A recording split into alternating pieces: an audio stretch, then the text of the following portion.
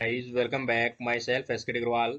और आज अपन बात करेंगे खास तौर से स्टेट एलिजिबिलिटी टेस्ट का जो प्रवेश पेपर है राजस्थान के अंदर 2012 के अंदर जो एग्जाम हुई थी लाइफ साइंस सब्जेक्ट से, उसका अपन पार्ट नंबर 3 लेके आए हैं। इस पार्ट से पहले अपन ने जो 50 क्वेश्चन है वो दोनों पार्ट के अंदर डिस्कस किए थे। आगे अपन 51 क्वेश्चन से स्टार्ट करेंगे। और आपको विशेष बता दूं, कुछ ही टाइम के बाद में या कुछ ही दिनों के बाद में आपको जो सोल्ड पेपर की बुक है वो आपको अवेलेबल कराने का पूरा कोशिश है। और अभी हाल ही के अंदर वो प्रोसेस के अंदर है, तो हो सकता है 10 डेज लग जाए, तो उसके बाद में आपको अवेलेबल हो जाएगी। आज क्वेश्चन नंबर अपन 51 से स्टार्ट करते हैं। Question number 51, hemichordates have close affinities with which of the following phylum. इनमें से कौन से फाइलम के साथ हेमिकोडेटा की जो एफिनिटी है वो सिमिलर है या सबसे ज्यादा नजदीक है। Option Annelida, arthropoda, Echinodermata, Mollusca. तो इनसे हेमिकोडेटा की बात करें अपन तो सबसे नजदीक जो है वो किसके है, तो यहाँ पर एनेलिडा है। तो सबसे नजदीक जो रहेगा वो एनेलिडा के रहेगा, तो इसमें ऑप्शन अपना बैठेगा ए नंबर। नेक्स्ट क्वेश्चन अपन देखें 52, beta diversity means diversity.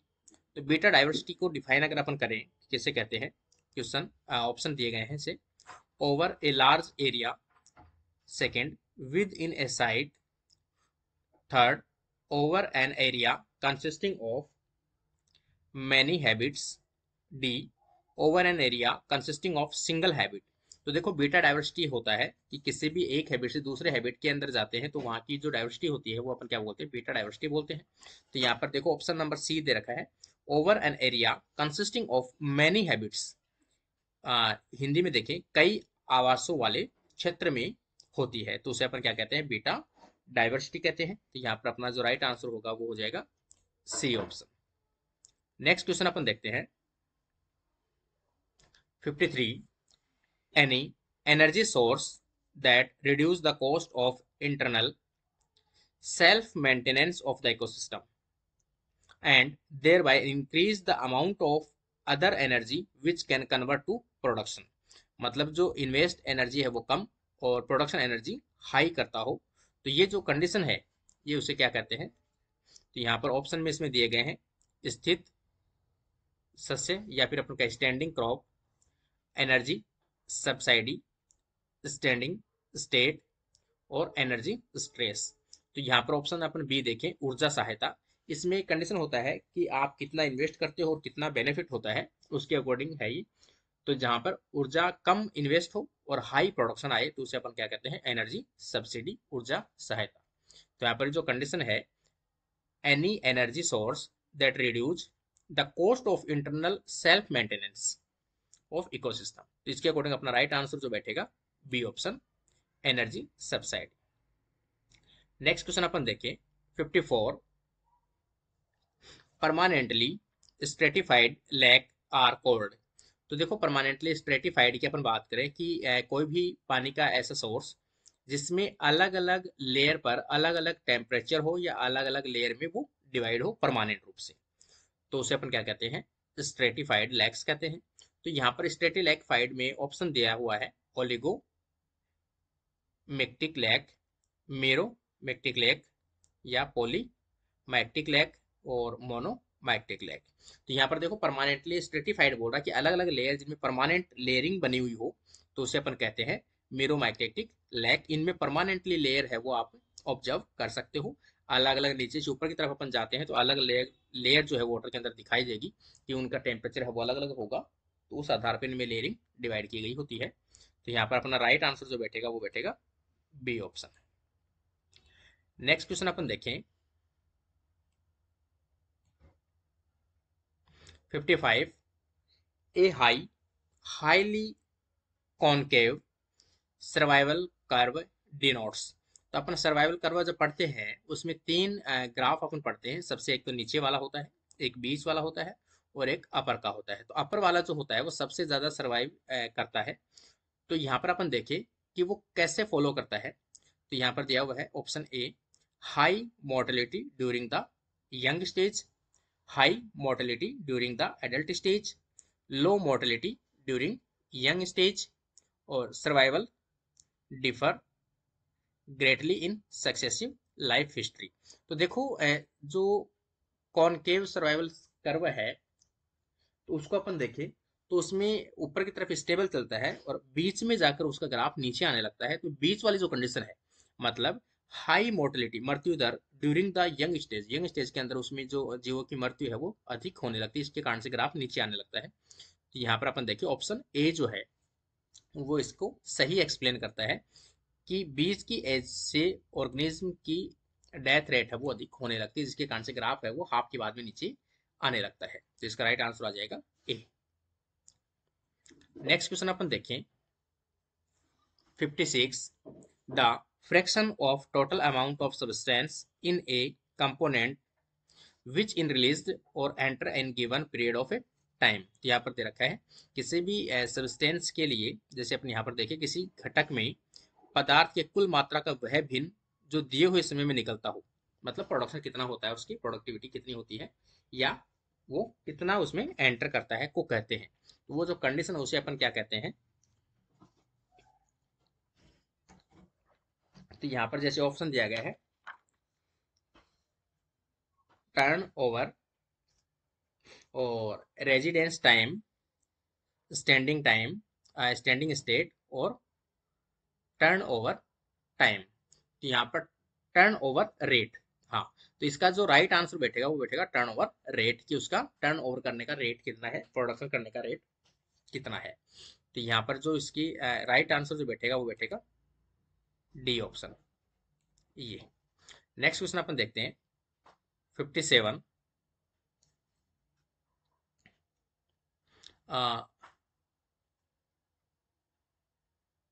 पलमाऊ sanctuary is situated in.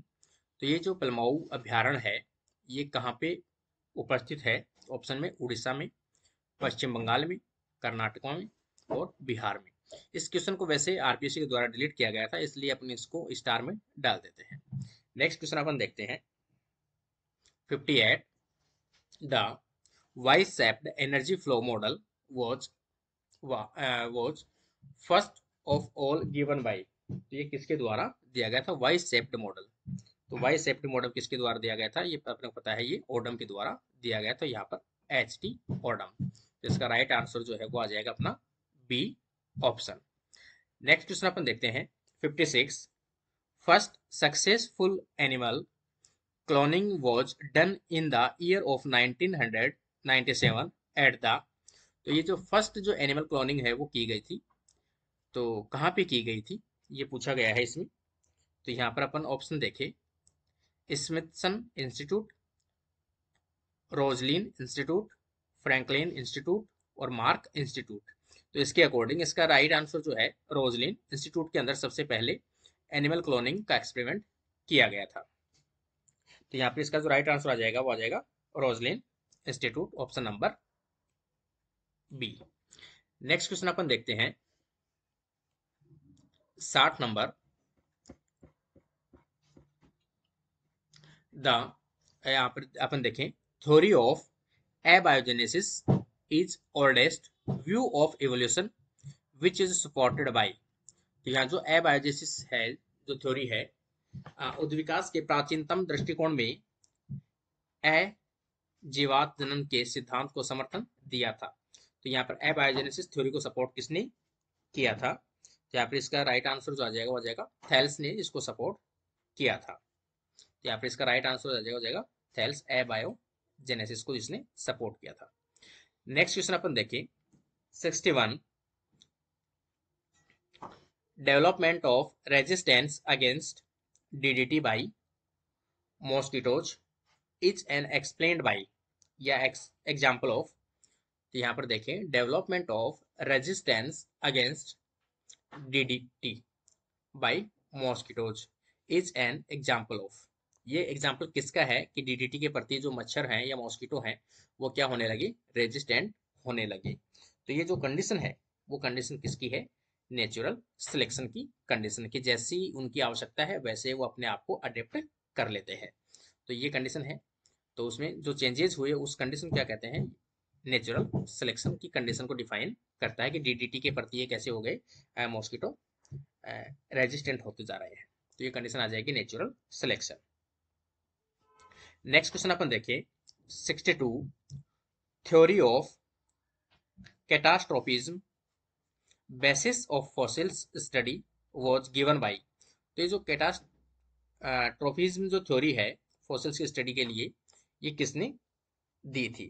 तो इसके अकॉर्डिंग ये जो, क्योंकि अपन जब भी अपन पढ़ते हैं फॉसिल्स की स्टडी पढ़ते हैं, तो ये किसने दी थी? क्यूवियर ने दी थी। तो ऑप्शन में इसमें डार्विन दिया हुआ है, क्यूवियर दिया हुआ है, लेमार्क दिया हुआ है और हुगो डिवरीज दिया हुआ है। यहाँ पर अपना जो राइट आंसर आ जाएगा वो क्यूवियर आ जाएगा।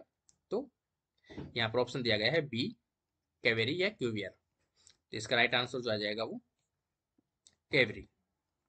नेक्स्ट क्वेश्चन अपन देखें 63, coefficient of correlation determined by the concordant method indicate the following result only. तो यहाँ पर ऑप्शन में दिए गए हैं direction as well as direction of covariation, degree of covariation और डायरेक्शन ऑफ कोवेरिएशन, और यहाँ पर दिया है डिग्री ऑफ वेरिएंस। तो यहाँ पर अपन हिंदी में देखें, समांगी विचलन रीति द्वारा ज्ञात सहज संबंध गुणांक केवल किस परिणाम को संकेत करता है? तो यहाँ पर यह संकेत करता है डायरेक्शन ऑफ कोवेरिएशन। तो यहाँ पर जो ऑप्शन आपने राइट आंसर आ जाएगा वो आ जाएगा डायरेक्शन ऑफ कोवेरिएशन या सह परिवर्तन की दिशा। नेक्स्ट क्वेश्चन अपन देखें 64, which one of the following is not discrete variable. इनमें से डिस्क्रीट का मेथड नहीं है, निम्नलिखित में से कौन सी खंडित श्रेणी नहीं है? तो खंडित श्रेणी नहीं है तो कौन सी नहीं है? इसमें ऑप्शन दिए गए हैं कमरों की संख्या, छात्रों की संख्या, किताब में पन्नों की संख्या, छात्रों का भार। तो यहाँ पर देखो कमरों की संख्या अपन डिजिटल जितने भी कह सकते हैं अपन 10 है या 15 है। छात्रों की संख्या है, यहाँ पर अपन कह सकते हैं 10 है या 15 है, कितने भी है मतलब सम संख्या में। और यहाँ पर अपन कहे किताबों के पन्नों की संख्या कितने हो सकते हैं, या तो 10 होंगे या 15 होंगे, 50 60 जितने भी होंगे। लेकिन छात्रों को भार जो हो सकता है वो 10.5 किलो हो सकता है, 10 किलो 100 ग्राम, 10 किलो 300, मतलब कुछ भी पॉइंट में हो सकता है। तो यहाँ पर इसका राइट आंसर जो बैठेगा वो आ जाएगा वेट ऑफ स्टूडेंट्स। यहाँ पर ये इसको क्या करता है? खंडित नहीं है। यहाँ पर दिया है निम्नलिखित में से कौन सी खंडित श्रेणी में नहीं है, तो इसका राइट आंसर आ जाएगा weight of students. Next question अपन देखें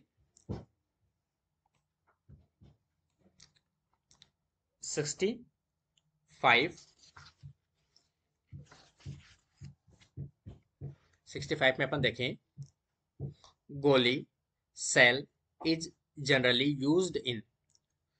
तो यहाँ पर अपन देखें गोली सेल सामान्यतः इस्तेमाल किया जाता है, तो ये कहाँ पे इस्तेमाल किया जाता है? स्पेक्ट्रो फोटोमेट्री के अंदर ये यूज में लिया जाता है। ऑप्शन में इसमें रिफ्रैक्ट्रोमेट्री, इंटरफेरोमेट्री और पोटेंशियोमेट्री। यहाँ पर जो स्पेक्ट्रोफोटोमेट्री आ जाएगा ये इसका राइट आंसर होगा। नेक्स्ट क्वेश्चन अपन देखें the resolution power of time transmission electron microscope का रेजोल्यूशन पावर जो है वो क्या होता है? तो रेजोल्यूशन पावर जो होता है टाइम का वो कितना होता है? 0.2 नैनोमीटर होता है। तो यहाँ पर अपना राइट आंसर जो बैठेगा वो पहले वाला ही बैठ जाएगा 0.2 नैनोमीटर। नेक्स्ट क्वेश्चन अपन देखें which of the following is the correct depiction of law of frequency given by Cuvier. Raunkiaer के द्वारा प्रतिपादित आवर्ती का नियम निम्न में से कौन सा सही प्रकार से दर्शाता है? तो यहाँ पर देखो A greater than B greater than D, और यहाँ पर अपन कह सकते हैं कि ग्रेटर और लेस देन डी और लेस देन ई। तो यहाँ पर अपना जो राइट आंसर है वो अपना बैठेगा ए वाला, ए इज ग्रेटर देन बी। और यहाँ पर अपन कह सकते हैं क्योंकि यहाँ पर ग्रेटर है देन डी और डी ग्रेटर है किससे? बी से। और यहाँ पर कहें डी लेस देन ई, तो इसका राइट आंसर जो हो जाएगा वो हो जाएगा फर्स्ट वाला। नेक्स्ट क्वेश्चन अपन देखिए 68, for testing the intelligence of student a suitable average is. यहाँ पर दिया गया छात्रों के बौद्धिक स्तर की जांच के लिए उचित माध्य है, मतलब कौन सा सही रहेगा इनमें से किसी छात्रों के बौद्धिक स्तर को अपन जांचना चाहते हैं उसके लिए। तो यहाँ पर सबसे बेस्ट जो मेथड, ये क्वेश्चन जो है वो काफी एग्जाम के अंदर पूछा जाता है। ऑप्शन दिए गए हैं अर्थमेटिक, जियोमेट्रिक मीन्स और मोड और मीडियम। तो जब भी ऐसी कंडीशन आए कि आपको ब्रेन की जो कैपेसिटी है या फिर उनकी जो इंटेलिजेंसी चेक करनी है स्टूडेंट्स की, तो मीडियन के द्वारा अपन निकाल सकते हैं। तो इसका राइट आंसर आ जाएगा मीडियन। नेक्स्ट क्वेश्चन अपन देखें 69, HPLC हाई परफॉर्मेंस क्रोमेटोग्राफी। यहाँ पर अपन देखें HPLC is mostly used for separation of, किसका सेपरेशन के लिए यूज में लिया जाता है। तो यहाँ पर ऑप्शन में देखें polysaccharide, lipids, oligosaccharide and lipids, oligosaccharide and proteins. तो यहाँ पर ऑप्शन अपन देखें, इसमें जो कंडीशन है ये सभी को सेपरेट करने के लिए, जैसे इसमें दे रखा है ओलिगोसेकेराइड भी दे रखा है, प्रोटीन भी दे रखा है। तो यहाँ पर इसीलिए इस क्वेश्चन को डाउट में रखते हुए इसको आरपीएससी ने इसको डिलीट किया हुआ है, इसलिए अपन भी इसको डिलीट के अंदर रखते हैं। नेक्स्ट क्वेश्चन अपन देखें 70, लॉगिस्टिक कर्व रिप्रेजेंटेड बाय। तो रिप्रेजेंट किसके द्वारा, लॉगिस्टिक जो कर्व है वो किसके द्वारा डिनोट किया जाता है। तो यहाँ पर ऑप्शन में दिया गया है जिगजैग कर्व, जे शेप्ड कर्व, और लॉजिस्टिक जो है वो होता है सिग्मोइड कर्व। तो सिग्मोइड कर्व को अपन कहते हैं एस शेप्ड कर्व। तो यहाँ पर लॉजिस्टिक जो कर्व है वो एस शेप्ड कर्व होगा, या इसे अपन सिग्मोइड कर्व के नाम से भी जानते हैं। तो इसका राइट आंसर आ जाएगा सिग्मोइड कर्व या S shaped curve. Next question अपन देखें 71, which of the following is not in the group of immunoglobulins.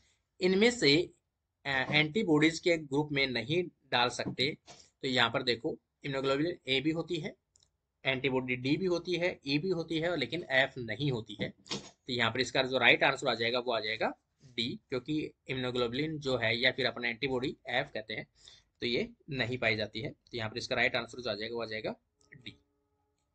Next question अपन देखिए BT gene coding BT toxin bacillus thuringiensis BT cotton, या अपन कह सकते हैं बीटी टॉक्सिन प्रोड्यूस किया जाता है जिनके द्वारा derived from Bacillus thuringiensis is used for the plant to protect them from. किसके प्रोटेक्शन के लिए बीटी कॉटन को प्रोड्यूस किया गया है या इसके अंदर जीन को डाला गया था। तो यहाँ पर कहें अपन बेसिलस थ्रोजेनेसिस के जीन को डाला गया था जो बीटी टॉक्सिन बनाता है, और किसको किल करने के लिए यूज में लिया गया था। तो ये खास तौर से अपन जानते भी कि जो इंसेक्ट है जो इनको सक करते हैं, इनकी लीव्स को डैमेज करते हैं, उनको किल करने के लिए यूज में लिया गया था बीटी टॉक्सिन। तो ये बीटिन का जो जीन है बीटी कॉटन के अंदर डाला गया था वो इंसेक्ट के अगेंस्ट डाला गया था। तो इसका राइट आंसर आ जाएगा इंसेक्ट। नेक्स्ट क्वेश्चन अपन देखें 73, production of transgenic animals for increasing milk production is known as. तो यहाँ पर देखिए production of transgenic animals for, तो जो एनिमल्स है वो ट्रांसजेनिक बनाए गए हैं किसके लिए, मिल्क प्रोडक्शन के लिए, उसे अपन क्या कहते हैं। तो यहाँ पर ऑप्शन में देखो इसमें दिया गया है, एक तो डेयरी फार्मिंग, मोलिकुलर फार्मिंग, और एटॉमिक फार्मिंग, और प्रोडक्शन फार्मिंग। देखो ऑप्शन के अकॉर्डिंग जो कंफ्यूज करने वाला क्वेश्चन है, यहाँ पर अपन देखते हैं ट्रांसजेनिक एनिमल्स, ऐसे ट्रांसजेनिक एनिमल जिनको मिल्क प्रोडक्शन बढ़ाया गया है उसे वो क्या कहते हैं अपन। तो जनरली अपन मिल्क की बात जहां भी आती है तो अपन डेयरी फार्मिंग इसको कर देंगे, लेकिन जहां ट्रांसजेनिक की बात आती है, क्योंकि यहाँ पर किस मेथड के द्वारा किया गया है, ट्रांसजेनिक एनिमल्स बनाया गया है और जो मिल्क प्रोडक्शन को इंक्रीज करता है, तो ये कंडीशन आ जाएगी मोलिकुलर फार्मिंग, मतलब मोलिकुलर बेसिस पे फार्मिंग की जा रही है यहाँ पर। तो यहाँ पर राइट आंसर जो रहेगा वो रहेगा मोलिकुलर फार्मिंग। नेक्स्ट क्वेश्चन अपन देखिए 74, interferons were first discovered by. तो इंटरफेरॉन्स किसके द्वारा डिस्कवर किए गए थे। तो देखो इंटरफेरॉन्स कहते हैं किसे, पहली बात तो इंटरफेरॉन्स होते हैं कि किसी भी वायरल इन्फेक्शन के अगेंस्ट बनने वाली इम्यूनिटी या प्रोटीन्स जो बनती है उसे अपन क्या कहते हैं, इंटरफेरॉन्स कहते हैं, एंटीवायरल होते हैं। तो ये किसके द्वारा सबसे पहले डिस्कवर किए गए थे, तो ये फर्स्ट किए गए थे ए स्कस एंड जे लिंडरमैन। तो यहाँ पर अपना जो फर्स्ट आंसर रहेगा वो रहेगा इसका ये वाला, ए स्केस तथा जे लिंडरमैन के द्वारा इसको डिस्कवर किया गया था। नेक्स्ट क्वेश्चन अपन देखें और लास्ट क्वेश्चन इस पेपर का, नेति एंड डिटो क्लोन किसके एग्जाम्पल है? Neti and Ditto are the example of clone from, इसमें किसके एग्जाम्पल है ये? तो ये है, ऑप्शन इसमें दिए गए हैं, embryonic cell, foetal cells, mature organ and bone marrow. तो यहाँ पर ये किसके द्वारा बनाए गए थे क्लोन्स? तो ये एम्ब्रियो की जो एम्ब्रियोनिक सेल है उनको लेकर उनको सेपरेट करके बनाया गया था। तो इसका राइट आंसर आ जाएगा, एम्ब्रियोनिक सेल को सेपरेट करके क्लोन्स तैयार किए गए थे। तो यहाँ पर कंडीशन आ जाएगी ऑप्शन की ए की। तो इसका राइट आंसर जो रहेगा वो रहेगा ए वाला। तो आज का जो ये पेपर है 3 पार्ट्स में मैंने कंप्लीट किया है, ये कंप्लीट होता है। इसमें किसी भी प्रकार के डाउट होते हैं तो आप कमेंट बॉक्स में कमेंट जरूर कीजिए। अब नेक्स्ट आपको किसी भी स्टेट का आपको पेपर चाहिए होगा तो आप कमेंट बॉक्स में कमेंट जरूर कीजिए, मैं वहाँ का पेपर सॉल्व करके जरूर डालूंगा आपके लिए। और कुछ ही टाइम के बाद में जो बुक है वो सभी इंडिया के टोटल पेपर है वो आपको अवेलेबल होंगे सेट से रिलेटेड, ताकि आपको हेल्प हो सके। आज के लिए अपना वीडियो यहीं कंप्लीट होता है। Thank you friends.